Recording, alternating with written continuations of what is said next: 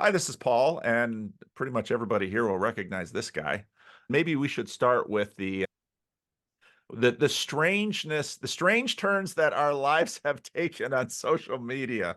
I looked Yeah. it up, and I think our first conversation was around 4 years ago. In my little corner of the corner, there's been drama recently, and I think John Van Donk nailed it right in terms of a define the relationship moment for a lot of people. We're talking to these random people online, we're building relationships. I remember I had been dating my wife for, a couple of months, and I got to a point and I had to define the relationship conversation with her. What are we having? Where are we going? Before YouTube, I remember the Buddhism and cognitive science recordings Yeah. where the sound Yeah. was terrible. And Yeah. but before your own rise on YouTube, you were embedded in a university. You Yes. were you were a favorite professor. You had a degree of academic success, and I'd say success as a university professor. Now, 4 years into this social media thing, what have you learned and what has been instrumental in terms of making some of the decisions that you've made? Well, there's things I don't know if I guess I learned them, but I'd sort of set myself to them. I set myself from the very beginning when I entered this that I would always keep one foot firmly planted in the science, um, because I think I've watched people here get disconnected from the community that can correct them, and I think that's problematic. And so, interestingly enough, I was wondering what would happen if uh, my online, I don't know what to call it, career took off, how that would interact with my academic career. And to my surprise, it has quite significantly increased my academic career. The number of publications, the number of collaborations I've been doing, quantity and quality has gone up significantly. And even last year, the University of Toronto formally acknowledged we get a yearly review, merit review and stuff like that my online work was good and significant and valuable. Well, they were watching to see if I would go the way some other people who rose in social media would go. And when it became clear I wasn't trying to attack or abandon my academic things go well. I'm the director now of the cognitive science program, and sounds like they want me to do that again. And but although that's not yet official. And that has been a that has been a welcome surprise because I wanted that, and it turned out that wasn't an unrealistic hope. It turns out that that is doable, and so I'm offering, I suppose, myself as evidence that it is possible to pursue an online presence, career, whatever. We don't quite have the right word for it, while maintaining a proper connection to another world, a scientific world, a world that is more oriented towards truth seeking than fame seeking, if I can put it that way. Although, of course, the academic world is also beset by its own sort of petty fame seeking.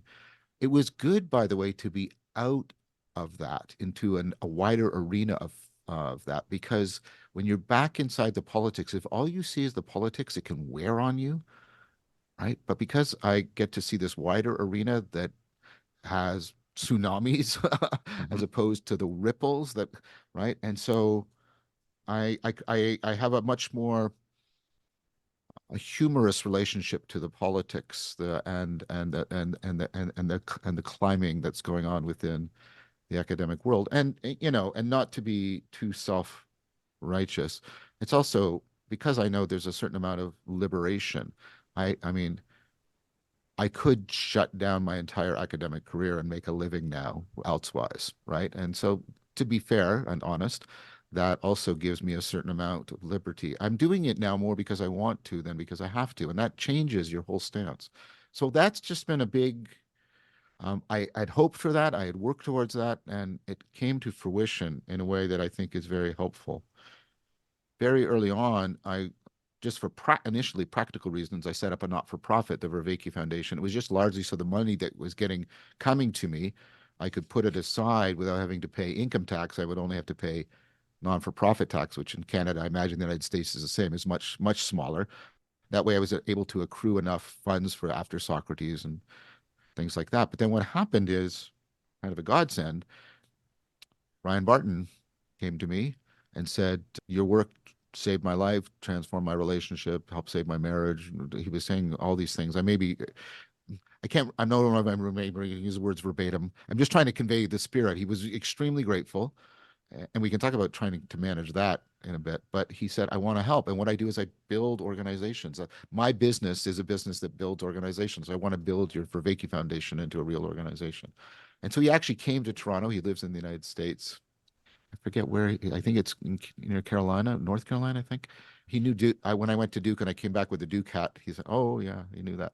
So he came up here. We sat in a hotel room, like a conference room for 6 hours, and we banged it out. And he said, "What do you want?" And I said, "I don't want to be Aragorn. I want to be Gandalf." And he said, "Right." And I said, "I want to build this organization not just to grow, but to more importantly, grow virtuously and grow with virtuosity. And and I won't. Nobody will be allowed into the to this who does not explicitly and after being vetted commit to that." And so he started building this, and he started building. And now the Vervaeke Foundation, I mean, Chris now works for it full time. He's the executive director. Christopher Master Pietro, Tyler Barrett is on as, permanent part-time as our director of programs. He's helped build up an entire platform, Awaken to Meaning, where people can go and they can drop in with Rick Ripetti and do meditation. They can do the dialectic into Dialogos intensive. Like, we've got all the offerings are there. He's running all of that. We have Ethan Say, he's in charge of Patreon and also helping out with so much. Full, he's permanently full-time, part-time. And then we also have an ongoing contract, very close relationship with Eric Foster from Upfire. And so what's happening is it's, I mean, unless you're psychotic or a raving narcissist, some part of you wants this and you don't even realize it. It's grown beyond my grasp. Yeah. And that's very hard for an academic because we are used to micromanaging every aspect of our work. And it's grown beyond my grasp. And because these are beautiful people that I are worthy of trust, it has grown, and there's projects going. So I retain absolute veto rights over everything, but there's many projects that I'm supervising them and to some degree inspiring them from like 30,000 feet. I'm not down here. So that's been like amazing. And what's happened is because there's beyond the mandate of building up an organization that's in service to others, I have made it a continual that these people are supposed to help keep me at arm's length from the money and the reputation. We're supposed to share credit. They're supposed to watch, right? And that's been tremendously helpful for me. So I've learned, I'd hoped, sorry, this is all very optimistic, which is unusual for me. I'd hoped that to build something like that would both have an outward and inward facing of virtue and virtuosity. And lo and behold, that seems to be the case. And so that has protected me to, I mean, not only do they take a lot of load off my plate and they do it with grace, right? They also just, I don't know what to say. They protect me from myself. Mm. And they're not to the degree you and I were talking before off camera, but not to the degree that Sarah does. But they reliably bring out the better in me, and they have, and lovingly so. And I I don't know. Yeah, I'm grateful. They bring out the best in me, and they've committed themselves to that. And so I've learned that a couple of things that I hoped would work do work and seem to be helping and making a difference. And that's also helped with the negative side, the exposure that's been mitigated by this. They've all met Sarah. They came here a few weeks ago in Toronto. We stayed at her place. They're deeply supportive of my relationship to her, to my kids. I feel very privileged in the good sense of the word, not in the woke sense. I feel very privileged. I feel, like I said, it's not completely luck. I tried to bring this about, but it has exceeded my expectations and my fears. And so that's been good. still dealing with the parasociality. It happens more frequently, especially at the university. Some students come to the university because I'm there, and nothing creepy. Well, one or two creepy. I get creepy emails from people who are carrying on long conversations with me. I'm not replying or acknowledging their email, but they somehow think I'm answering them, and but that not too many. You're answering them in your videos. Yeah, yeah, yeah. There's that.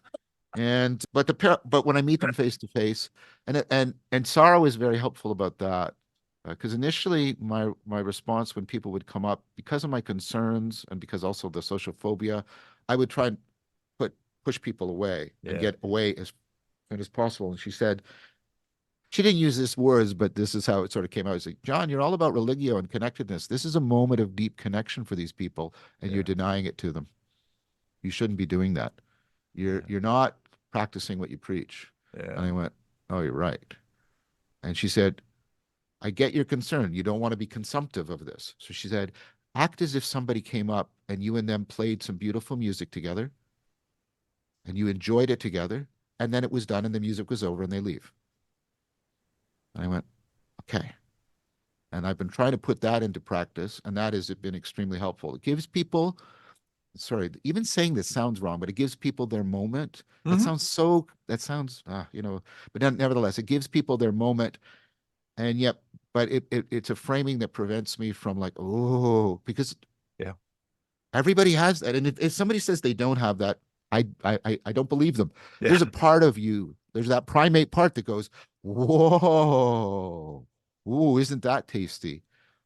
And you gotta just like if you fight it, well, it's like in meditation. You don't fight, you don't feed your monkey mind. You just, oh, there it is. yeah. It's over there. Right. And it just jumps and then fades, and you try to stay with that. And so that's been interesting. And then one more thing, and I don't talk about this with everybody. I talk about this a lot with the Vervaeke Foundation people, and they've been very supportive of it. But this next series that I'm working on, this is going to be unlike anything I've done before. So I'm going to ask in friendship that you allow me some language that might be a little bit overblown, and I understand it is, but I'm trying to use it because I don't really know the language to use. I'm going through some process of preparation, purification. Again, I don't know. It's calling me much deeper than just the way I've prepared for a course. This is a much more profound, and the because I'm going to be going to these locations and being there and right and right. I'm talking about the philosophical Silk Road. It has, and again, I don't, I'm not intending to be sacrilegious, but it's taking on, and the closest word I can come to this, it's like a pilgrimage for me. That's the language that's coming to mind for me. And I don't mean to be anything, and I'm not trying to be insulting. You know that. You know that. I'm not. I'm just trying to, this is how it's unfolding for me. And so this is having, and I mean, I keep doing all my work. In fact, I'm publishing more than I ever have. And really, I think some of my best work, a lot of people are thinking is happening right now, which is I'm just happy about that. But the amount of work I'm putting in every day towards this other project is already, and then, and then I'll have the summer, and then I have sabbatical, and so it's not obsession. I've had an obsession before. That's not the right word. So that's also been happening very significantly. And part of it is I feel called to try and use this medium in a very different way. This is I'm trying to create a new genre. Well, me and the foundation, like this is going to be presented at multiple levels. See how this is how you've affected me, Paul. So at the right, there'll be the meso level, the in-between level, and it'll be like a series, kind of like after combining aspects of After Socrates and Awakening, but also on location, and there'll be music and animation. And I might even talk, like if I'm thinking about Whitehead, I might talk to an animated form of Whitehead and all that sort of stuff. And but also going through it and the geo philosophy and the atmosphere and the music, and also me just undergoing it. I'm going to try and walk a significant, amount when I go to these various places. And then, Chris will be there at various times, and he'll be sort of like a father confessor. What's happening to you, John, in this, right? So, and that'll be the meso level. And then if I start talking about things, instead of always trying to present the full complex academic argument, I'll do it much more gesturally at this level. But then I'm going to make a whole bunch of more academic video essays for all of these topics, and you can drill down, and then you can drill down beneath them, and there'll be all this literature. And right now, we have our volunteers. We have a volunteer organization for the Vervaeke Foundation called the Codex, and they're building from like somebody in grade 10 to high school, undergrad, graduate, right? Multiple levels of access to all of my information, kind of like an extended multi-level glossary, and that will be down there at that. And that'll sort of every level will have sort of a level you can access the material at. So there's this micro level, there's a meso level, and then at the top we're going to try and extract and do extra filming and draw like together like just a 2 hour kind of movie documentary that has much more narrative structure to it to give people who just want that. And the idea is people will be able to move through this as they wish, multiple levels of access, multiple contacts to different kinds of people at every level. And so part of it is not only is this as a pilgrimage, it's I feel a tremendous responsibility because you and I'm sorry I'm talking a long time, but this was a deep question. You and I have both been wrestling with the ambivalence of this medium, of these media, right? I will now not, I will not use Twitter for anything other than thanking people and making announcements, right? I refuse. I refuse. And people try to call me out into political stuff. There's no point. There is no point. You're pretending like we could have a reasonable conversation about this, and that is impossible in this medium. So Yeah. I just refuse. Yeah. So I'm trying to see if it's possible to that the hyper technology that's now available in these media to deal with the access problem at multiple levels and see what kind of social dynamical system grows by offering something at a multi-level ongoing way. And of course, it'll keep running. The bottom level will keep being added to, will be living. And that's the intent. Now, the final thing, which will probably maybe perhaps strike you as sacrilegious, but that all of that is because, and this came up in the conversation, you might have, I know you saw it with Daniel Schmachtenberger, Neil Yeah. McGilchrist, it's come up in many Yeah. conversations. And I talked about this with Jordan Peterson. Yeah. I think there's an advent of the sacred happening right now. And the point of this, in response to the meaning crisis, and the point of the philosophical Silk Road is to put myself in service to this. I am not trying to found a religion, and thank you for reminding people that I'm not doing that. But I do want to put myself in service of it, be an embodied vehicle, try to just give people something by which they can participate with. What would that look like to try and enter into a relationship with that? And that's what I'm trying to do. And I think, right, nobody lives on the Silk Road. Everybody should go back to their home where there's the much detailed, thick description of the sacred. But the Silk Road should have a thinner. I'm using what's his name, Schellenberg, in his book when he talks about thick and thin and strong and weak. The Silk Road should be thin, is it should go for what is most shareable, but it should nevertheless strong, be oriented towards real transcendence, ultimacy, and that way everybody can travel on the Silk Road and return to their homes, or maybe move to a different home, right? And that's the intent. Sorry, that was a long answer, but I'm sorry. You are more than just somebody I'm talking to, and so much more came out. Well, no, John, and I, we're here to listen to you. And but it's interesting some of the ways in which your Silk Road reminds me of, I don't know if you're familiar with this image from C.S. Lewis in Mere Christianity. He was raised in Belfast. Lewis is Irish, Northern Ireland. He's raised in Belfast with obviously this deep tension between the Protestant Catholic tension. His mother dies when he's 6 years old, and his father is just completely unprepared how to. The mother was the emotional center of the Right. home. Father doesn't know how to handle these boys. Lewis, throws away religion, as a young man, very common story, of course, goes off to the First World War, has exactly the right kind of wound to save him. So he has to sit out most of the war with his injury, is educated by a hard-bitten Scottish atheist. And then of course in at Oxford via Tolkien and Dyson and others embraces Christianity, embraces the mythos, and sees Christianity as the true myth. But then, of course, he's going to have to deal with the the ongoing civil war within Christianity that the West had been fighting, forever.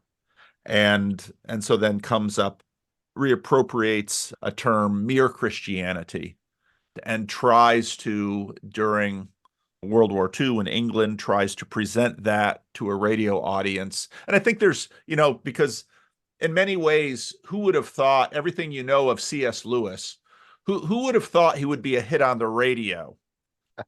And then also, I mean, Lewis was a very strange man in many ways. He never learned to drive.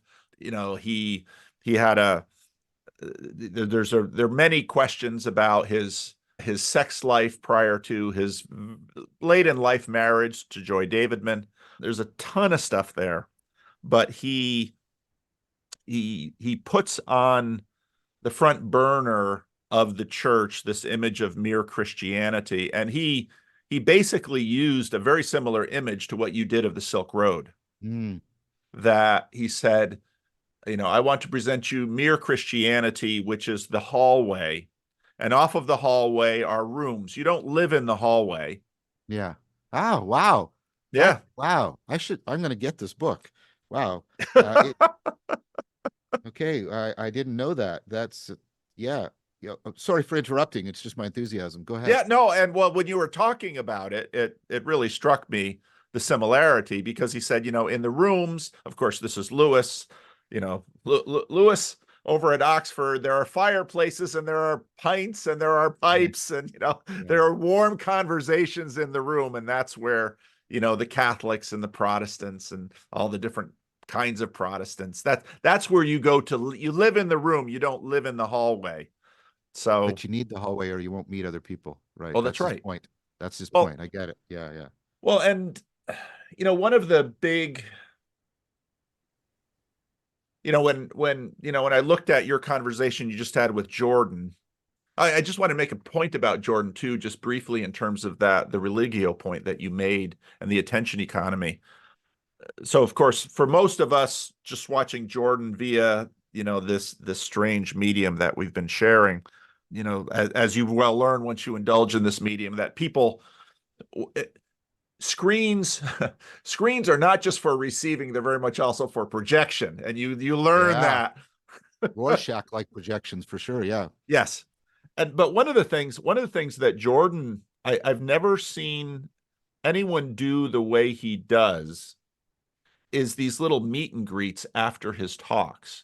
And you've probably, because when I first time Jordan had one of these things in Sacramento, somebody who'd been coming to my meetup said, "Oh, I want you to meet Jordan." So they paid for my higher price ticket to do the meet and greet, and I did that actually with another friend from the meetup, and I, as a minister, often in our tradition, after you preach the sermon, you stand at the exit door of the church and you shake people's hands.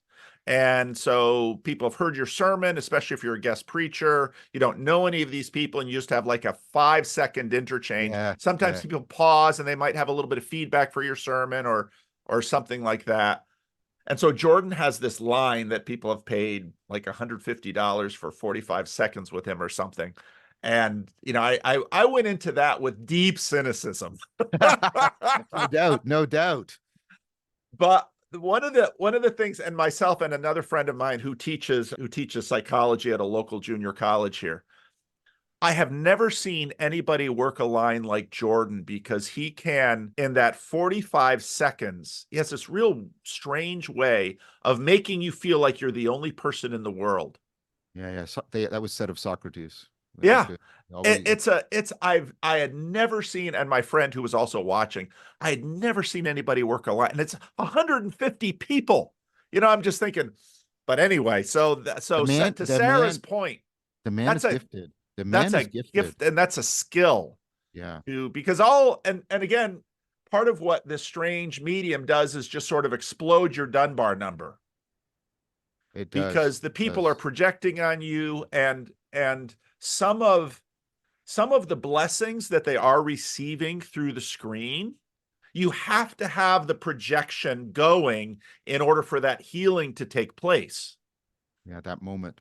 at that moment. And so this ability to, and you deal with this as a minister too, because what happens is, I'm sure you have this as university professor, student comes into the classroom, and you wouldn't be the professor that you are if your lectures didn't have a valence beyond, oh, I'm just here to get the grade. And you have to, right? If you want to if you want to get them to consider the possibility of an education beyond an instrumental attitude, you have to have that an aspect of charismatic, for lack of a better word, performance in what you're doing. Sincere, authentic, Yeah. no pretense. But yeah, I agree. And so, I mean, part of the trick as a pastor, what you do is, let's say someone comes into the church, and in a Protestant church, I think it's more difficult because I would imagine in a more sacramental church, the focus is on the Eucharist or the focus is on the liturgy. Yeah, In a yeah, Protestant church, the focus is on the sermon, and you are the preacher of the sermon. And so yeah. people immediately sort of first come to you and think, oh, here is my guru. I- I've been the spark that how Protestant this medium is, Yes. right? It's like at the center is the guy, usually the guy for all the Yep. problems associated with it, usually the guy talking, and yeah, yeah, just we don't even realize that, right? No. How much it's insinuated into the medium. Go Yeah. ahead. No, but then you have, as being the guy, and if you actually care about the people out there, now suddenly there is a weight of responsibility. Yeah, And like Sarah said, you can't just push them back. no, That's not, there's an asymmetry here that you certainly feel that they might not feel. they sort But of know it. Many of them will come up and say they'll sort of do some framing where they will acknowledge the asymmetry, but then they'll nevertheless enact the moment. right. And they can't help it. And it isn't necessarily inappropriate because No, I don't think it is. no, it bears witness to a transformation. It bears witness to something that also needs to be somehow, there has to be a space, there has to be something where that can be, because that's immediately what I saw with Jordan when I saw what was happening around him at first, was that I thought that on one hand, this is an amazing thing because people are clearly being transformed all over the place, but they need a place to go because Mhm. Jordan can't do that for them. Yeah, And exactly. they need, this is, I think, part of why, I mean, Jonathan and I have been very much, go to church, because Yeah, if something has happened, you can't live on the Silk Road, you can't live in the hallway, you need to find a room, and that room has to somehow be connected, because the other people in that room need, there's going to be others that have had not exactly the same thing, but an analogous thing, a thing that, and there's going to need to be some kind of community. I agree. And it's something that, I did this German event with Thomas Steininger, who, has very much followed your work. Yeah, Thomas and I are going to do a series together on Fuller's book, Neoplatonism, Heidegger, and the History of Being, Relation as Ontological Ground. Yeah. And he mentioned something that you had mentioned before, and it's so funny how you hear these things, and it isn't until you hear something a number of times that it sort of Yeah. gets through my thick skull. But Everybody. this Buddhist idea, and I don't say the word right, but somehow the Sangha is the guru is this. What is that phrase? The basically the idea that the next guru or the next enlightened one will be the community. Oh, Thich Nhat Hanh. The next Buddha is the Sangha. Yes, that's it. That's it. Yeah, I And quote that a lot. well, and I think about that in this case because we we Buddhas on the screen here Yes. Yeah. are insufficient, and the well the arena that these screens create, there has to be something, there has to be a I agree. community, an You have to be very, ecclesia. you have to be very careful about that. Ecclesia. So we are even very careful on Awaken to Meaning. We do not claim to be building a community. We say we are a dojo where people come and practice, and Yeah. they may form communities out of this, or maybe they will go back to a community they already exist in. We're not, I'm very aware of that point you're making, Yeah. and we cannot take on the deep responsibility that you, for example, take on in being a pastor for a church. We don't have anybody who has either the training or the time and probably the talent to do that kind of community building. So we do not pretend to be doing that. And we make a very clear message to people. This is dojo. Sometimes communities form around a dojo, but typically a dojo's got a different feel to it, Hmm. right? You know what a dojo is? It's like Yeah. a, yeah, right. And so that's what we're offering. And we make a very clear distinction. And we welcome people to form communities or belong to their communities or what, but we're very careful to not offer that. It's like we're on the, that's the, I'm thinking of Tillich's tonos, the between participation and individuation. And on the individuation side, we make it very clear that we are not offering therapy. We have already a bank of, you know, properly accredited clinical psychologists, therapists who will be there if therapeutic needs arise, and then we will refer you to them. But we will not offer therapy, and we are not your community. We are a place, right, where you come and do this practice because we do not have the time, talent, right, or training to do either one of these things. And so we try to be very, very clear with people about that because that also would because people not only project onto individuals, the Buddhas, they also project onto places, even virtual places, Oh right? yeah. And you have to be really, really careful about that. So we are trying to be very responsible to that responsibility and delineate it very clearly. And this also helps to prevent that weird and often toxic bleed between the person and the place and the projections that often spins people out in a lot of ways. So we're trying to be very, very careful about that. Take that point you've made. I'm just indicating, I think that's an important point, and we're trying to take it, we're trying to respond to it with we hope very careful discernment. I think that raises the crisis of domicide in our world Yes. because churches, um, it's no secret that in many places, well, at least in the West particularly, and more so in Canada than the United States, um, I mean, churches are struggling and closing, and But nothing is replacing them. That's the exact problem. that's exactly right. And so this and even therapy, Therapy isn't fellowship. Sorry, exactly. that's a slogan, right?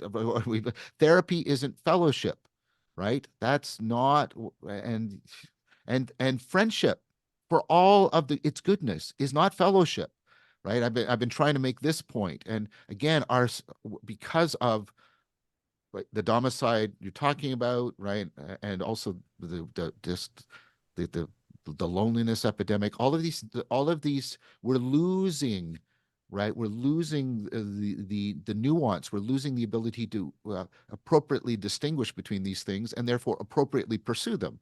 And this comes out in the parasocial relationships with people that because of this kind of thing. Sorry, I just wanted to No, interject. no, no, but that's And so I as a pastor, and one of the things that I'll often, remind people are the differences between, let's say, a pastor and a therapist.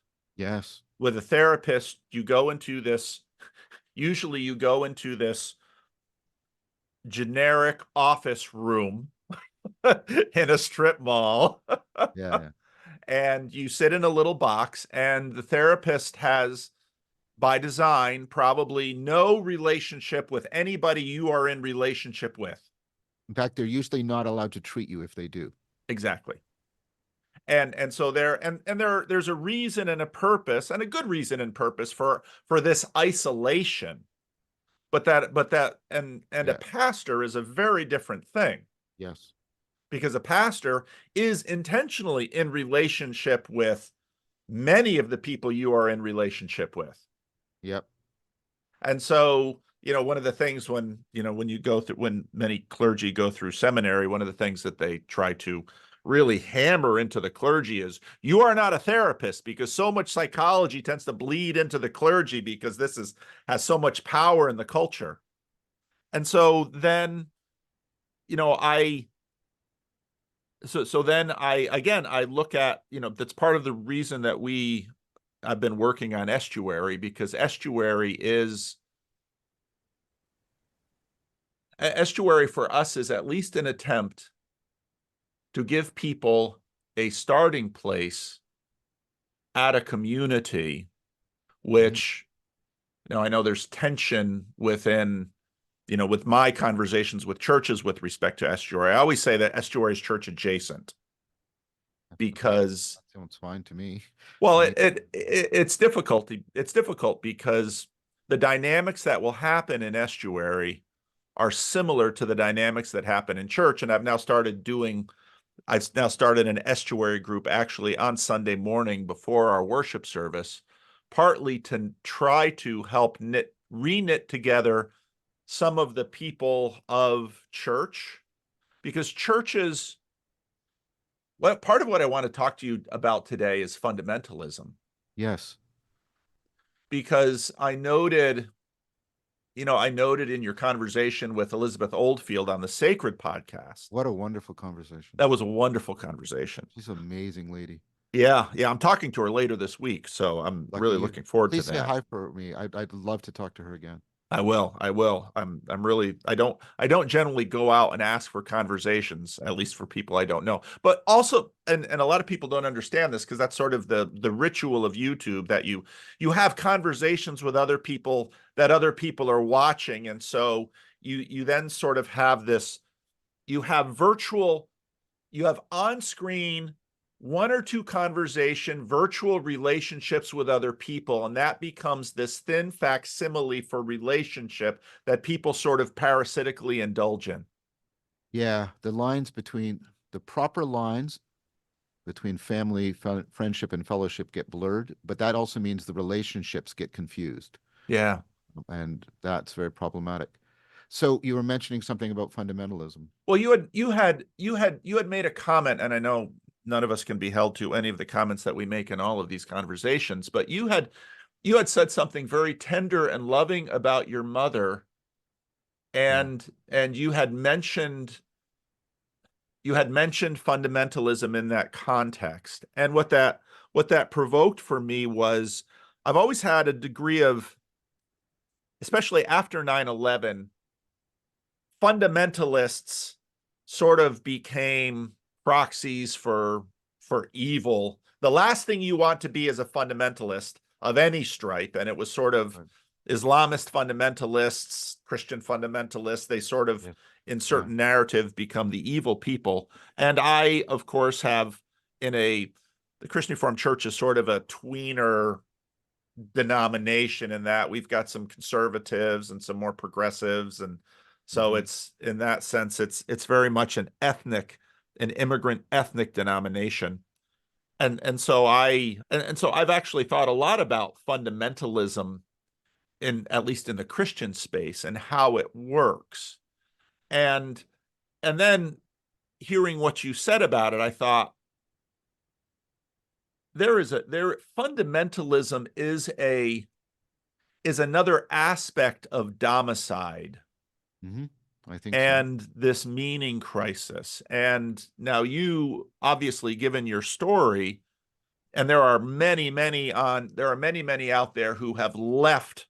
I mean, part of the decline in church in the West is a departure from fundamentalisms because of aspects of fundamentalism that really doesn't work well in a pluralist, a hyper pluralist world like we live in, that the internet is sort of continuing to fuel. Not only do Yeah. you have sort of the urban cosmopolitan experience that recognizes the pluralisms around us, but now via the internet, It's pluralism is magnified. just all over the place. And I almost see fundamentalisms as, you know, getting a definition of fundamentalism isn't easy. But then also, I think noticing the dynamic of sort of pluralistic shock, because But we're all raised in these little households. We're not raised we're all raised in little fundamentalist enclaves. You sort of we have to do were, that in your developmental process. we've got the first generation that has been raised completely in front of screens, and we're starting to see the effects of that. So that's So not, talk to me a little bit about fundamentalism and how that, yeah, if you've done any thinking about how I that. have, I have.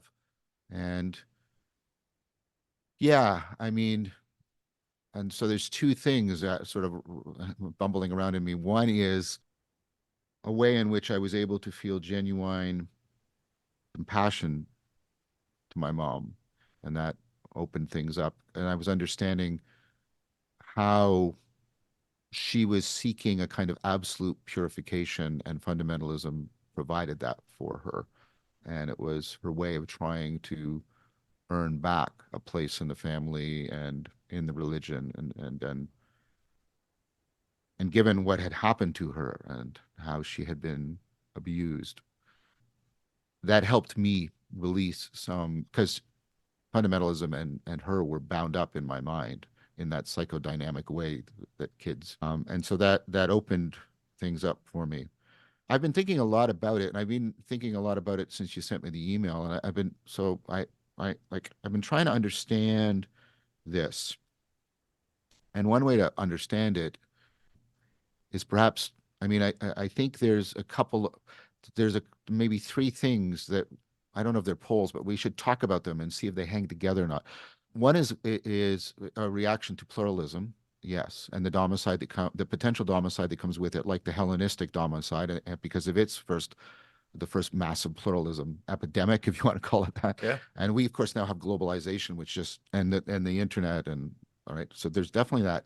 Something I think you should also mention is, and we know this at least from Christian fundamentalism, it's a response to science in a powerful way. The fundamentals were written, right? And there's a shadow relationship with science. There's a rejection of the kind of continual self-correction and instability that is a proper part of science.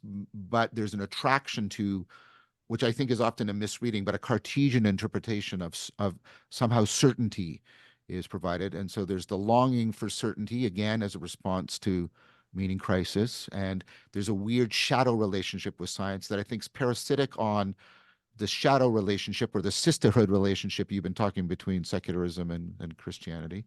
And then there's this third thing, which comes out in particularly with respect to my mom. And there's two things sort of linked here. So this is more of a psychological, well, these are all psychological, but there's the sort of the hyper preference for the purity code. Everything, there's a purity code mentality that is dominant. And this is seeking, and again, it was only in even in that conversation I was understanding, why do people pursue purity codes? Well, they pursue purity codes when they are often facing the kind of bleed issues and confounding and confusing issues. They're trying to, it's a sorting strategy that is trying to reestablish fundamental boundaries, right, that are needed in order to make sense. And things that bleed between the boundaries are properly horrifying. And I've talked about horror. And so purification strategies are often strategies of horror resistance. And I mean that in a philosophical sense. And then that's bound up with a particular envisioning, and it can go one of two ways. There's a profound nostalgia or a profound utopia. So there's fundamentalisms on the right and on the left. I reject the left move to associate fundamentalism just with the right. I think that's hypocritical, and lacking in the self-reflection and self-correction that is a proper mark of proper rationality. So, that vision, there's something about that vision, right? The power of that vision sort of wants to limit interpret it, the freedom of space for interpretation, right? And so authority, it becomes really central, and the point of the vision is the vision authorizes or legitimates the authority, and then the authority is often the enforcer of the purity code, and then the purity code is bound up with the attempt to get, but in a shadow way, the certainty of science, and then defend against the threat of the domicide of pluralism. That's my initial take. That sounds really helpful. And I like how I hadn't, it's funny because once you say something, it's like, oh, of course. I mean, because that is a key aspect of what we're generally pointing to, especially when we're pointing to in a negative way, fundamentalisms. Yes, That and the purity codes are, of course, all about boundaries. very much. They're about boundaries, and one of the bleed problems we have is the belief, and of course, you can see Jesus of Nazareth, I think, properly wrestling with this, and you can see the Stoics really wrestling with the Cynics and the Stoics, is confusing purity codes and moral codes. We need both, and Yes. they are superficially, they sort of can feel similar, but they're not the same, and they're not oriented. And one of the things we're wrestling with, both virtuously and viciously in our culture, is how do we properly discern the difference and properly relate purity codes and moral codes? And part of what I've come to try and get, and you just said it, and I always knew this, but I didn't know it, which is, well, there's don't just reject the fundamentalism. I will criticize it, but we're talking about, don't just do that sort of like this complete rejection. Try to understand what's the functionality at work in it. Why, Yes. like, how was it helping my mother while also harming her?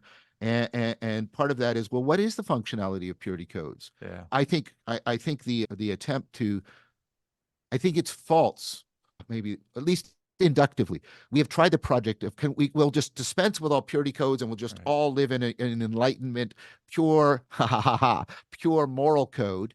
And we've realized, no, we can't do that. We can't do that. That doesn't work. I'm not saying we should return back to confusing the two. And so we wrestle with issues.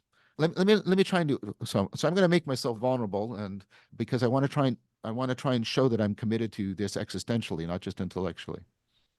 Okay, I'm going to say something, and initially it might, and I ask for people to give me the patience to listen to everything I'm going to say. Okay, I don't want to see two men having sex. And there's a powerful, listen to my word, disgust reaction come up. That's a purity code thing because of the kind of identity I have and the sexual boundaries I create in order to my sexual life that I need. That doesn't mean I have a moral criticism. And I know you may differ with me, but I'm trying to make a point here. I'm talking from my own perspective. Yeah. I don't confuse that with a moral criticism of homosexuality. Let me give you the exact analogy. They're both dead now, but I do not want to see my parents having sex. But I can't, on pain of self-contradiction, have any moral criticism of them having sex because that's how I got here, right? Do you see what I mean? And Yes. you have to pull these apart, and you have to pull them apart without saying, well, what I can do, we can get rid of this. Part of the Enlightenment project was that all of this is just superstition and we could just dispense with it. And this can be just Kantian, autonomously, rationally justified, et cetera, et cetera. And I think the two problems we have is, right, we have problems of bleed and confusion, and we also have problems of exclusion as if, well, we just don't, we can live without purity codes. And part of what happened in that sort of emotional moment around my mom that I was sharing is I realized that's just pretentious on my part. I have my Mm, purity codes. I just gave you one. I yep. just gave you one. That's why I expose myself as vulnerable. I have my purity codes. And if I try to destroy them, I will destroy myself. What I have to do is put them into proper proportion, Yeah. ratio. I have to put them into proper proportion and in proper relationship of discernment, but also relationship to moral codes. That's how I've been struggling with this at a more existential personal level. I hope that was helpful because I really, and please don't jump on me for what I just said 10 minutes ago. I'm trying to make a point here. A couple of things strike me.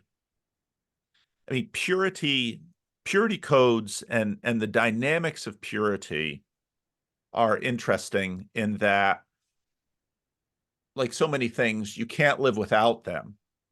And because, and part, especially if you're in a, if you're dealing with religion, because religions, they Hmm. deal with the ultimate, and so the imagery around religions will, at least in my experience, will tend to have to trade in ultimates.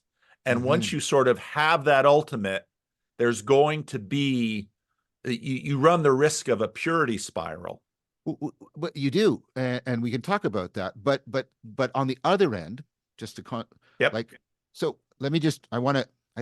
I'm trying not to be super technical, but there's modal fallacy. Modal logic deals with possibility and necessity. So what's a modal fallacy? So here's a okay. So solid objects. There is no particular shape a solid object has to have. Do you agree with that? Mhm. But I can't conclude from that that solids don't have a shape. That's a modal fallacy. Does that make Hmm. sense? Yep. Even though you don't have to have a particular shape, that doesn't mean solids can be shapeless. Right. Right. You don't have to have a particular purity code because you look around at pluralism, and you're right, you don't. But that you shouldn't do the modal fallacy. That means I can live without a purity code. Right. You see the difference? Yep. That's the Yep. difference I'm trying to make. So Because go ahead. Go no, ahead. no, because as you said, right and left, everyone has some purity codes. I mean, They you do. they spring up like daisies. Oh, they're both the left and the right, especially in the United States, but it's starting to happen here in Canada. They go through purges because they're Yes. enforcing purity codes. Yes. And And it's, they're running into, and I don't want to talk about it in depth, but part of what's happening around the rise of anti-Semitism and but supporting the Palestinians and the whole thing is a deep battle between purification codes and moral codes. And we're realizing that there's a horrible mess about this, yeah, a horrible mess. yeah, And I'm not gonna talk about the politics. I'm just pointing out that that is right, what you yeah, said about left and right. And you could see it even within the left and within the right, not only between the left and the right, but also within the left yes, and the right. yes. And it also strikes me that both in terms of, say, when I read the Bible, if you read, let's say, the Mosaic Code that you find in Exodus, and people sort of react to that sometimes, but then, so as is so often, if you read a complex text like the Bible, the closer you read it, the more you begin to see the nuances beneath it. And actually, Jesus pulls that out with, of course, you have these strange stories where David, for example, is fleeing Saul and he's hungry. He eats the And showbread. Yeah, that's yeah, right. And of course, Jesus pulls this out and says, what's with that? yeah. Because David is not a priest. He ought not to eat the showbread, yet the priest gives him the showbread. And, David, so you've got that story, but then you've got another story in that whole matrix where the Ark of the Covenant has been, has been used improperly by Eli's sons in battle against the Philistines as sort of a weapon. And Yeah, then it gets captured. And they have of all course. this stuff going on in the Temple of Dagon. Again, these are great Bible stories for kids. They listen to these like, Yeah. Dagon and the statue. And then, of course, they're transporting the Ark of the Covenant back to Israel, and it's tottering, Yeah, and the guy someone puts his hand up and he gets killed. and he Yeah, gets yeah. killed. And so we have all of these stories. So why can David eat the showbread and not be judged? But yet the poor guy who just reached out his hand to steady the ark out of seemingly in some ways devotion to God, he certainly meant well. He pays for it with his life. Right. And I'm not trying to put this in exactly the same category, but I go to save a child, and because of that, inadvertently, in front of a whole bunch of people, my pants fall down. I'm embarrassed. I'm embarrassed, regardless of the fact that, well, that's right. I was right. The purity codes have a life and power. I don't want to impose on the Bible, but part of what's that saying is like, yes, moral codes can sometimes trump purity codes, but purity codes have have a numinous power that also shouldn't be taken for granted. Yeah. And that means they seem to also at times challenge our moral codes. Yeah. And they do. And I think they have a very, I like the word you use. I think that there's a very nuanced and sort of ongoing reciprocal reconstruction relationship with them. And like I say, people will often reject a purity code. They adopt a moral code, and then they find a purity code is growing up around their new moral code. You see this when people go through religious conversion. Yes. You see, right? You see this when people give up smoking for legitimate moral concern, like good health, right? Self-protection, right? But then they become purists and they become antagonists, right?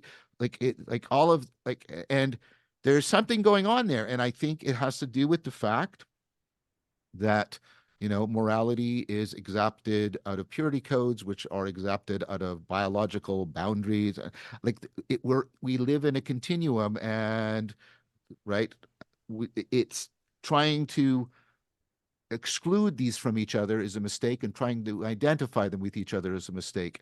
And I, I at times I worry that we're losing the kind of discourse that allows for the nuance that will properly proportion our attention and regard for purity codes and and moral codes. And that does worry me, because that's where fundamentalisms and totalitarianisms also can start to grow together in powerful ways.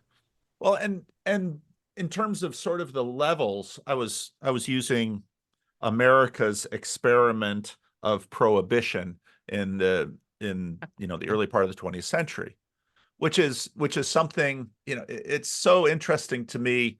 We talk about progressives now with a particular political and moral valence on different sides, of course, but the Yep. progressive era was actually a very long thing that involved many child labor laws, women's suffrage, and then one of the things people seldom remember is prohibition. Prohibition. Yeah, because it doesn't And fit the narrative. right, right. And and prohibition was such an interesting experiment because, if I look at if I if I watch someone who, let's say, has struggled with alcohol, and then something happens and it provokes, this time they're going to go to a 12-step program and they're really going to work the program. They're really going to take it seriously. If there's AA is an interesting example because they are fundamentalists of sorts.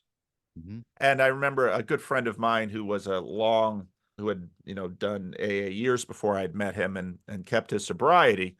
Eventually he came to church because he, you know, the fundamentalism of AA is that you can go into that meeting and you can tell them absolutely everything. But the one thing that they are really focusing on is, did you drink? Yep. They're smoking like chimneys. They're eating like Yeah. crazy. They might be Yep. cheating on their wives. It Yep. doesn't matter. Yep. Yep. Yep. and Yep. and so Yep. you see, and these things sort of level up in terms of from individuals then into communities and even into whole societies. And so, the United States of America is, to pass a constitutional amendment in the United States is a pretty difficult thing. You need a lot of agreement culture Yeah. wise.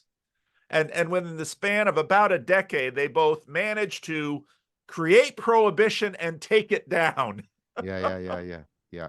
And so to me, when I look at, say I mean, Islam almost died at the end of the First World War with the destruction of the caliphate. I mean, Hmm. that is an enormously important thing for that community where, now the end of the First World War, I mean, obviously the Ottoman Empire had been declining and failing for a long time. And then the caliphate is made illegal. What does a religion do? I mean, talk about domicide, Yeah, yeah. an entire civilization with and this happens. I mean, this happens repeatedly through history. The fall of Constantinople. Well, not only that, when the Ottoman Empire comes and then Ataturk, right, Yes. and Turkey embraces secularism, right, Yes. I was going to say in a fundamental way, but maybe that's the right way to say it. Yeah. So yes, you continue. Well, and so, so we sort of run these things up into the big picture, sort of like Plato in the Republic, Yeah, here, yeah, yeah, yeah, we're going to run it up, and then we're going to run it down, and we're going to go up and down. And yeah, which so is beautiful. and then when I think about the meaning crisis and the way that, let's say, pluralism and nihilism play together, Hmm.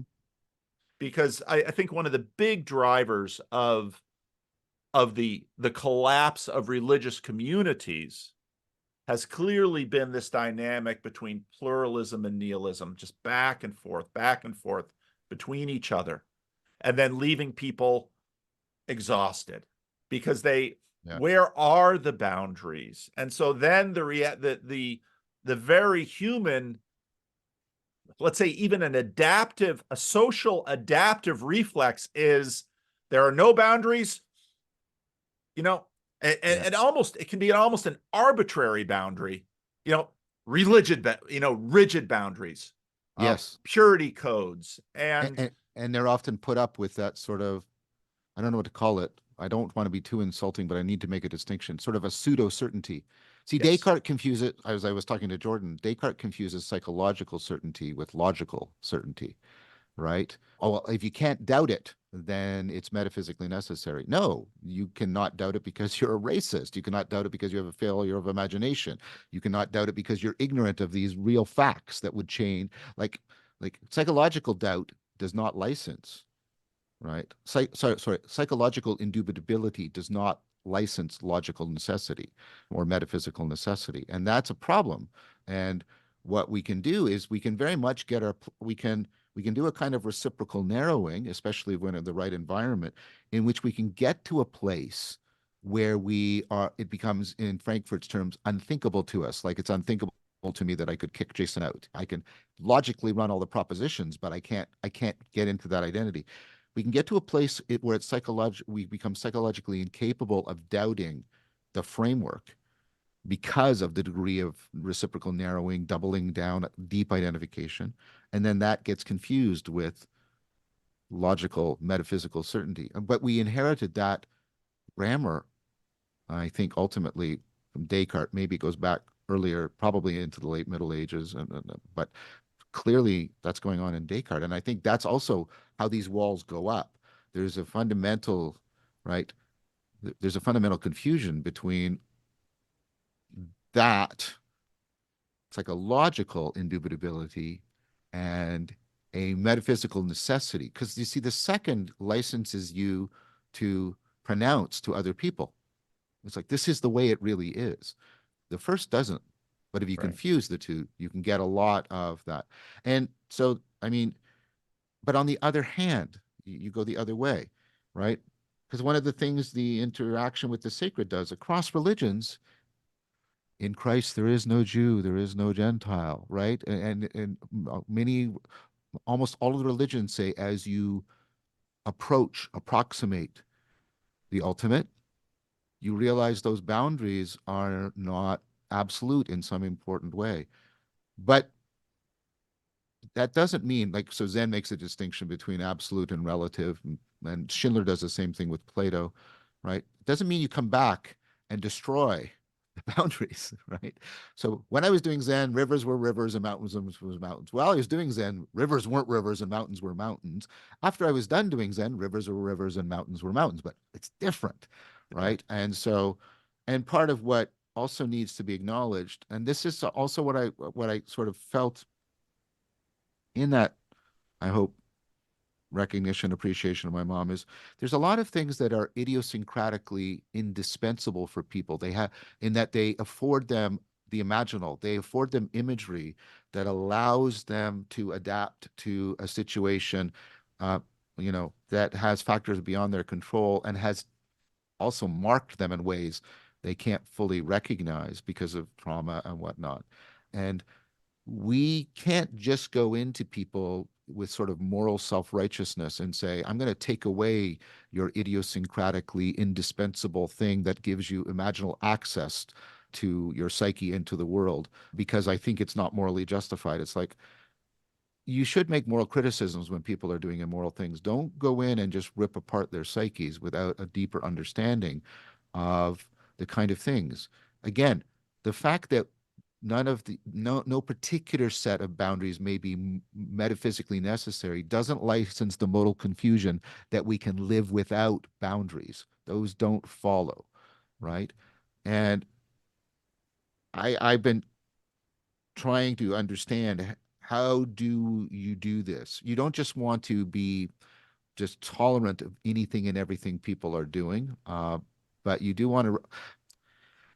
Sorry, I'm rambling because I'm struggling, because you want to say, yeah, I get it, I get it. She had to adopt this purity code around her sexuality. That was right. She had an image of sexuality, and it wasn't an image she's looking at. In fact, it's very transparent to her. She's not even seeing it. She's only seeing through it. But it allows her to manage, right? Right, getting back into her extended family and dealing with the trauma. You can't just take that away from somebody unless you offer them a education in which they willingly participate for something that will replace its functionality. You can't just go in with a moral sledgehammer and say, what you're doing to me, mom, is immoral. You should stop it. It's evil. It doesn't, like, but that doesn't mean you just accept it either. Yeah. Sorry, I'm rambling because I'm struggling. I'm Yeah. struggling with you. You're my friend. So do you Yeah. understand what I'm trying to get Yeah. at, though? Yeah. Yeah. No, that's very true. And that dynamic is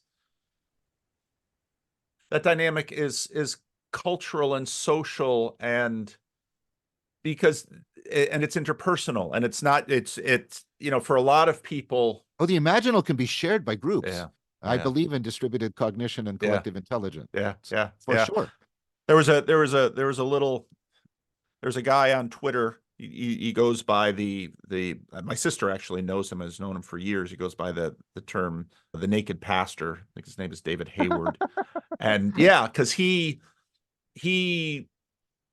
like many people, he grew up in a fundamentalist Christian context, became clergy in a context like that, had a deconstruction.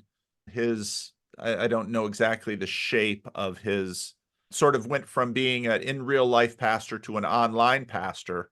Yeah, And that'll change it. Yeah. yeah, well, yeah. Well, then if online pastor is actually a thing, which is something that I deeply wrestle with, or a thing that can be done, but had a little quote on Twitter from someone else who basically said, what deconstruction meant to me was that now when I moved, no one showed up to help me move. Mm, Whereas before, a dozen people showed up to help her move because, yep. You lose fellowship. yeah, you lose fellowship. And so again, sort of back to that fellowship question, one of the things, I think it's sort of an adaptive element to fundamentalisms. Fundamentalisms can create containers that afford fellowship. Now there are that becomes a very dicey proposition, because in many cases the terms of fellowship are strictly tied up with those fundamentalisms. And authority and Yes, and all the of those things ongoing, you put in. yeah, Yeah. the authority and the pseudo certainty, and the always justifying vision that has licensed a lot of and let's be frank, abuse Yep. within these contexts as well. Yep. But notice, let's move it to a secular context. The United States, Canada to a much lesser degree, United States, parts of Europe are wrestling with purity code versus moral code about their boundaries. Countries have to maintain their boundaries or they cease being countries. That's a purity code, right? And they just want to live because that's what countries are, right? But there's moral codes about, yeah, but those people are suffering, and if we don't let them in, they'll die. And so we're trying to say, and that's the struggle. That's a completely secular, although tremendously religiously impassioned Yep. debate, because Yep. it's like, well, we have to have a purity code about our country or our country will dissolve. Yep. Oh, but look at these people that are suffering, and if we don't let them in, we're immoral, and and you again. The United States always does what anywhere else in the world is wrestling with. The United States does it on meth or something. But yeah, but I'm just saying that's a purely secular, notice what I'm doing, right? Version of exactly what we're talking about. Yeah. And Yeah. people don't see it. That's exact. And so what and there it reminds me of Jesus' parable, where if you land on any one of the narrative poles, you've misunderstood it in some way. It's just really situating yourself in that tonos, that tension, is where you have to be, right? Or you lose your humanity Yeah. in really important ways. Sorry, Well, I just wanted to bring that up because I think that's another version of the very, very dynamic we're talking about. well, exactly. And so fundamentalisms arise. So one fundamentalism is build a wall. We're going to let Yes. no one in. I mean, Japan. Yeah, We're going to let yeah, no one, yeah. even if we die of childlessness here, we will let no one in.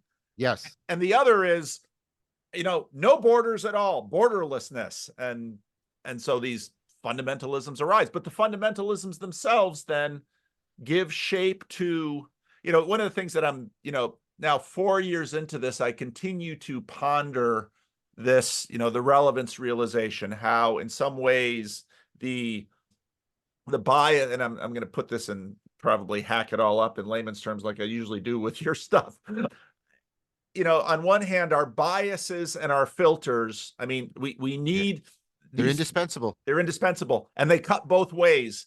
Yeah. And you can't live with them and you can't live without them. And here we are. The biases, which are also heuristics, Yep. that's why you should have to understand them. They are very much the purity code that makes the autopoiesis of cognition possible. But you have to be able to stand outside of them from a moral, meaning a normative, the true, the good, and the beautiful stance to correct. But that correction can't destroy the filters. It always has to ameliorate them. And this, of course, is the challenge of wisdom. And our human proclivity is we want a simplistic narrative path to wisdom. Too bad, right? Sorry, doesn't work, right? Because you can't throw away those biases. You're not functional, but you can't simply, acquiesce in them, because then you will never come to moral maturity. And I also mean epistemic moral maturity, right? Yeah. You will not be properly pursuing the true, the good, and the beautiful. And this is Hegel's point, Kant's point. This is what was right about that whole line. You are not just an animal moved by desires. You are a person motivated by commitments to normativity, commitments to the true, the good, and the beautiful. You can't abandon that without abandoning your personhood. And so we're caught between an animal that can't live without biases and personhood that demands that we, right, commit ourselves to the true, the good, and beautiful. And we can't let the moral destroy this, the purity codes of the mind, because we will destroy ourselves. But we can't let this undermine. And so this is why I love Plato. We are bound to finite transcendence. We always have to hold the two together at all times. So talk to me about with this, because one of the things that strikes me is that the dynamic of the Silk Road, or in Lewis's case, the dynamic of the hallways, is in some sense helpful in you have to afford fundamentalisms, it seems to me, because they simply will arise, but in some ways the fundamentalisms are in the rooms.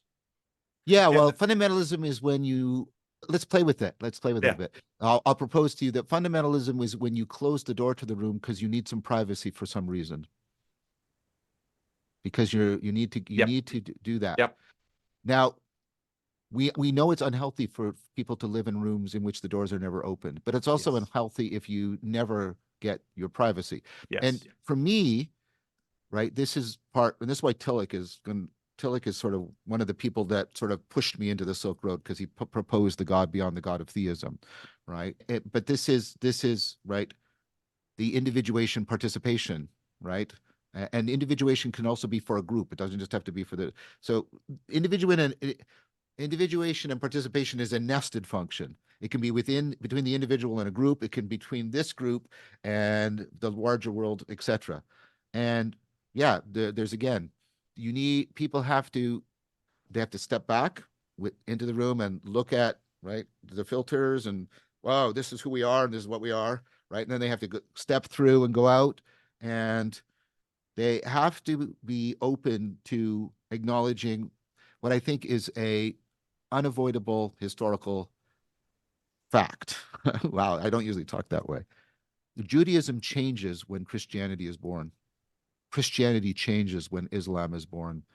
Christianity, Judaism, and Islam change when Aristotelian science comes in. That whole changes when Newtonian science comes. You see what I'm doing Yeah. here, Yeah. right? The pretense that they don't that there's right that the these advents of new ways of relationship to the sacred don't reverberate back within the homes is pretentious. That's Yeah. not what's happened historically. Yeah. That's not what happened historically. Yeah. Well, and oh, this stuff is so So complicated. what I'm hoping, sorry, this No, I go. just want to make clear. I'm hoping, in answer to your question, that the Silk Road, right, will allow people when it's like Tolkien's theory of recovery. When people return back into the room and close the door as they do need to, they are nevertheless going to recover it in a way that's transformative, the way Judaism was transformed with the birth of Christianity, and Christianity was transformed with the birth of Islam. Yeah. That's what I'm proposing. Where does secularity fit into this mix? Secularity was a stealing of the culture all around the world. And we're starting to see this now with, of course, Modi dedicating the new temple to Ram in India, the And Hagia there's a Sophia. backlash. Yeah, there's a backlash to secularism. Yes. Yeah. And so, and backlashes are complex things because sometimes they can be corrections, sometimes they Yes. can be just reactions, and we seldom know we seldom know we seldom know for until far past our lifetimes. Well, I want to respond because this is another tonos, another tension, and this is between two notions within sort of the philosophy of law, between substantive justice and procedural justice, right? And substantive justice is that which constitutes justice in the sense of, that's a just thing.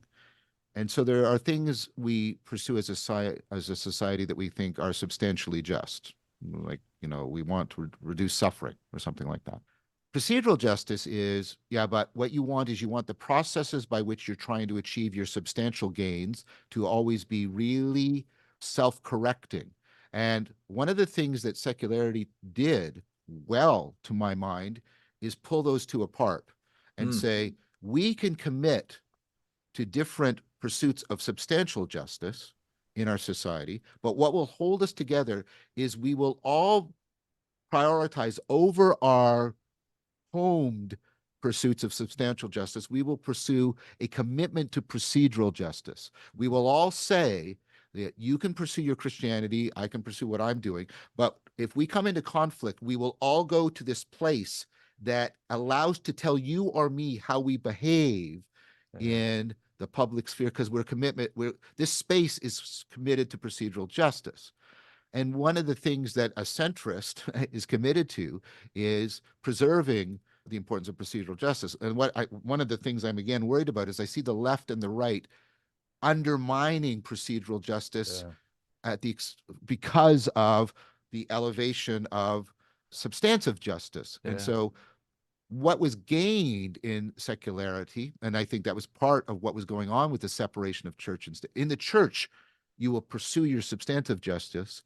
In the state, we will have procedural justice enshrined, and we won't confuse these two together, and we'll try to demark and we'll try to prevent undue interference, but everybody, all the different church homes, will share the same procedural justice. Yeah. And that held things together in a certain way. And of course, the Civil War sprung up when the commitment to procedural justice was undermined both by the North and the South for their respective visions of substantive justice. Yeah. I'm not saying the Civil War shouldn't have happened, slavery was evil, but I'm saying what happens is when you lose that commitment, you open yourself up to civil war. And I think that's what's happening right now. Both the left and the right are undermining the commitment to procedural justice. Like I like I don't think free speech should be curtailed because I believe in dialectic and dialogos only under only under very extreme circumstances, Yeah. right? People calling to violence, shouting fire in a theater, all that sort of Yeah. stuff, right? Like where there's clear, overwhelming, massive harm. And that's a commitment to procedural justice. And we are undermining that in a very significant way. For all my many disagreements with Jordan, and he's often voiced this in a way that I consider flawed, but I still admire the fact that he has been at times trying to say, if we don't have this kind of procedural justice, things will breed in the dark. And I think that's what he's pointing to. So there's a long way of saying there is something very valuable because we've been talking about discernment. It comes to my mind that Yep. that's been a thread, a through line running through everything. Yep. There's a proper discernment between procedural and substantial justice that secularism gave us. I don't think we should ever let that go, that commitment to a wise discernment of the difference and the proper proportioning of them. And so that's a role I think secularism has for us. I don't think that means that we have, I don't think that separation of procedural and substantive justice maps on, as the Enlightenment perhaps proposed it does, the distinction between the sacred and the profane, or the numinous and the mundane. I don't think it maps on that way. Hmm. Hmm. I think the procedural domain was filled with all kinds of, right, sacralization. Yeah. Your honor, the Yes. podium, the Yes. gavel, right? Yes. It's filled with the sacred, Right. right? Well, But it's not. Go ahead. Go ahead. walk to Washington, D.C. You're right. Yes. Those are temples to procedural justice. And that's because procedural justice deserves to have a sacred pull to it as much as substantive justice does. Yeah. Yeah. So It's interesting too how I wonder what you think about how this maps onto the struggles with science. Because in many ways, the scientific method was also a question of procedure. it is. I think that's an excellent mapping, and I'm glad you do that because that's the mapping I want. So thank you. It's like, well, science is about there's a procedural justice for our epistemic virtue that has to be given a kind of authority for all of us. Each of us has our own commitments, our own theories that we home in on. I'm using that in a double sense. We home in on, right?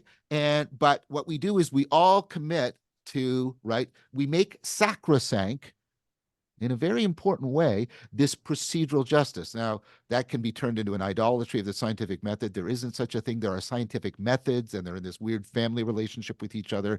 If you do any history and philosophy of science, so right, but there was exactly that, and it was like, yes, we're after truth, right? But it has to be properly justified by a process that we are trying to keep as self-correcting as it possibly can be. Now, of course, this has been undermined, and again, because the lines have blurred, there's a lot of loss of discernment.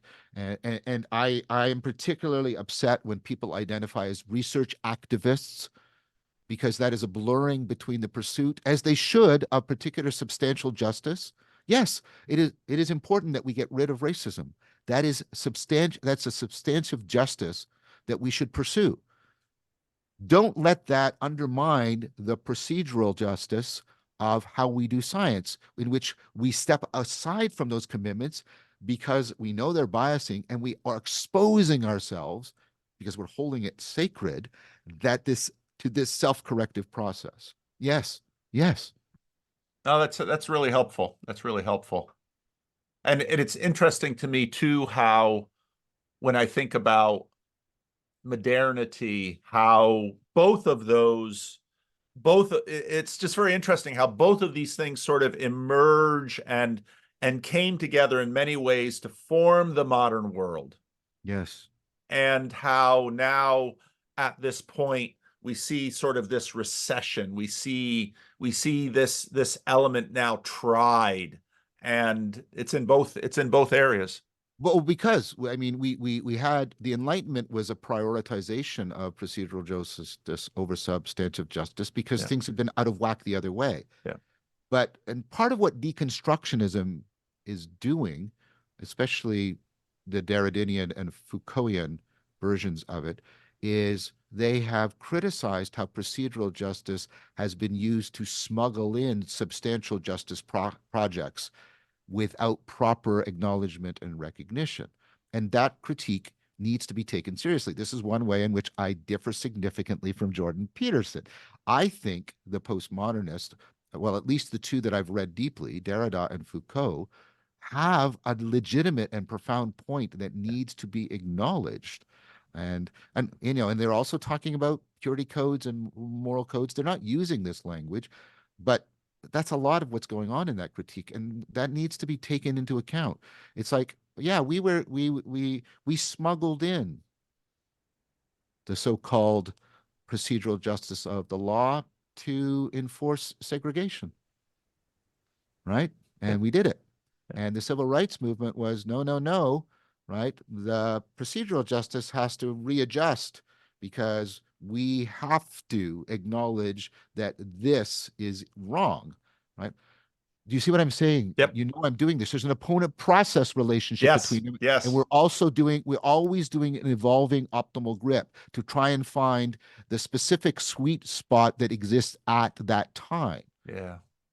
And it's interesting. Just one last thing, and I know we're running out of time, and then I want to give you a chance if there's anything you want to bring up. But this to me, your optimal grip and sort of my concept of dead reckoning. It's very interesting how, as we go through long periods of time, I see this in individual lives in terms of when people say either reject or relinquish or get rid of a religion and adopt a new one, how we in our in our relevance realization, because that's what we're doing, how we sort of say, oh, this script is more optimal than the other one. I mean, it's a very, most people come at it with a very intuitive sense. They can't, you can push them on it, you can explore it with them, and usually as a It, pastor you it, might do it, some of that, a therapist does, but it is.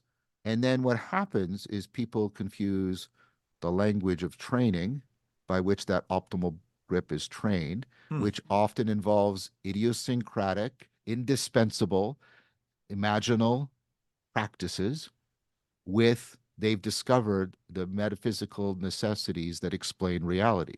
That yeah, often happens, yeah, and that is again problematic because it's yes, um, you do have a better optimal grip, and I want to give proper recognition.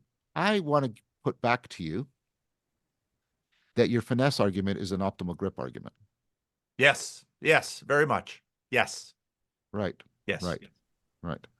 And then, but the thing about optimal grip and this, and you might push back on this, is optimal grip is environmentally dependent. You can't a priori because the right, trade-off relationships between bias and variance, explore, exploit, cannot be decided by an a priori algorithm. They have to always be co-created with the environment, the emergence of affordances, blah, blah, blah, blah, lots of Vervaeke fancy words and terms, blah, blah, blah, blah, right? And then the point is, so within this environment, right, and this is part of how I'm wrestling with it. Let's say there are indispensable idiosyncratic imaginal practices that finesse your relationship with ultimacy. So it's not only ultimate, it's transformative, and it puts you in touch with the really real. And it does all of that. And it gives you a powerful language of training. But the coach, Winkleman, that's telling the person how to run better and says, I want you to start running as if you're a jet airplane and then as if you're running up a hill, right? That's imaginal and it's indispensable, but that's not right. How you're being trained is not a good explanation of what's actually happening when you're running, right?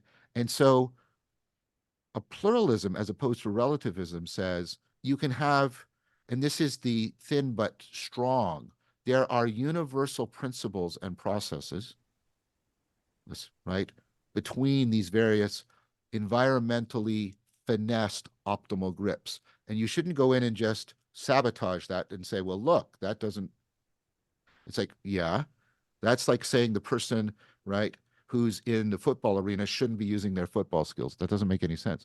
Now, what you can criticize them is if they try and play their football skills in their marriage, or for me, try to take their professor or their role as a professor into their romantic relationship. That's a disaster, right? That's self-deception at the level of participatory knowing. And so the pluralism says you can always use the through line, the universal processes and principles, to tell people where they are misplacing, if you'll allow me that term. But that doesn't allow you to make the modal fallacy of saying we can eradicate all the places. Now, I know you don't fully agree with that argument, but that's the argument I'm Yeah, making. no, I understand. The difficulty that we have is part of the big shift that I have seen with this little corner, with Jonathan, with Jordan, with you, is there's a weird dynamic with skepticism in that to a certain degree, skepticism is sort of a luxury belief.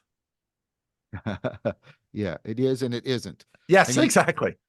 because I mean, let's remember the skepticism originally means inquiry, Hmm. and skepticism is, I think, properly understood as as emphasizing epistemic procedural justice. Yes. You need to always be doing this self-correction because now I'll sound like the Buddha with the first noble truth. There is nowhere where you are free from dukkha.